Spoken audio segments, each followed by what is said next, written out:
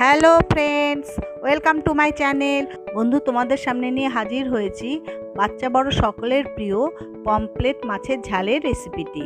খুব অল্প সময়ে ঘরোয়া পদ্ধতিতে সহজেই বানিয়ে ফেলতে পারো এই রেসিপিটি।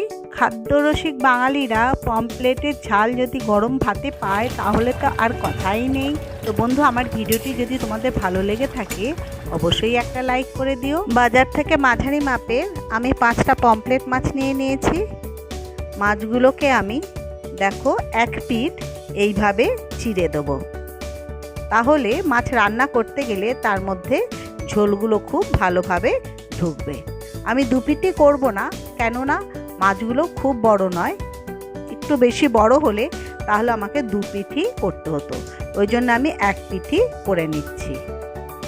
এবার এর মধ্যে আমি হাফ চামচ নুন আর হাফ চামচ হলুদ দিয়ে খুব ভালো করে মাখিয়ে নেব। তারপর এটাকে আমি 5 থেকে 7 মিনিটের জন্যে রেস্টে রেখে দেবো। মাছের ঝালটাকে বানানোর জন্য আমি একটা বড় পেঁয়াজকে কুচিয়ে নিয়েছি, একটা টমেটোকে ছোট ছোট টুকরো টুকরো করে কেটে নিয়েছি, আর নিয়েছি হাফ চামচ জিরে আর 2টো শুকনো লঙ্কা, এটা আমি ফোড়নে দেব। আর লাগছে আমার 4 থেকে 5টা কাঁচা লঙ্কা, আর লাগছে পরিমাণ মতো নুন। সর্ষেটা বাটার জন্য আমি মিক্সির মধ্যে 2 টেবিল স্পুন সাদা সর্ষে দিয়ে দিলাম। সাদা সর্ষে দিলে তিতো হয় না। আর এর মধ্যে আমি 3টে মতো কাঁচা লঙ্কা দিয়ে এটাকে আমি পেস্ট করে নেব। একটা কড়াই বসিয়ে তাতে আমি 100 গ্রাম মতো সর্ষের তেল দিয়ে দেবো। তার মধ্যে এবার পমফ্রেট মাছগুলোকে আস্তে আস্তে ছেড়ে দেবো, একসঙ্গে বেশি দেবো না।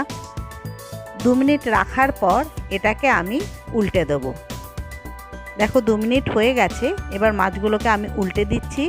3 থেকে 4 মিনিটের জন্য মাছগুলোকে আমি ভেজে নেব। 4 মিনিট পর মাছগুলোকে একটা একটা করে আমি একটা ডিশের ওপর তুলে নেব। এরপর অন্য মাছগুলোকেও আমি আস্তে আস্তে ভেজে নেব। মাছগুলো আমার সব ভাজা হয়ে গেছে। এবার ওই মাছের তেলেই আমি জিরে আর শুকনো লঙ্কাটাকে ফোড়ন দিয়ে দেবো। ফোড়নটা বেশ সুন্দর গন্ধ বেরোলে এবার কাটা পেঁয়াজটা এর মধ্যে দিয়ে দেবো। একটু নেড়ে চেড়ে পিঙ্ক কালার হলে এর মধ্যে আমি কেটে রাখা টমেটোটাকে দিয়ে দেবো। তারপরে হাফ চামচ মতো নুন এর মধ্যে দিয়ে দিলাম। 1 থেকে 1.5 মিনিটের জন্য খুব ভালো করে নেড়ে চেড়ে নেব। এবার এর মধ্যে আমি হাফ চামচ হলুদ আর 1 চামচ শিমলা লঙ্কা দিয়ে দেবো। এই শিমলা মির্চটা দিলে মাছের ঝালের রঙটা খুব সুন্দর হবে। তোমাদের যে সর্ষেটা আমি দেখিয়েছিলাম সেই পেস্ট করে নেওয়ার সর্ষে বাটাটা এবার এর মধ্যে আমি দিয়ে দেবো। সর্ষেটাকে দিয়ে আবার একটু ভালো করে নাড়াচাড়া করে নেব। 1 মিনিট মতো মশলাটাকে কষিয়ে এর মধ্যে আমি জলটা দিয়ে দেবো। যে মিক্সারে আমি সর্ষেটা বেটেছিলাম সেই মিক্সারের মধ্যে জল নিয়ে আমি দিয়ে দিলাম। এর মধ্যে আমি পুরো 2 কাপ মতো জল দিয়ে দেবো।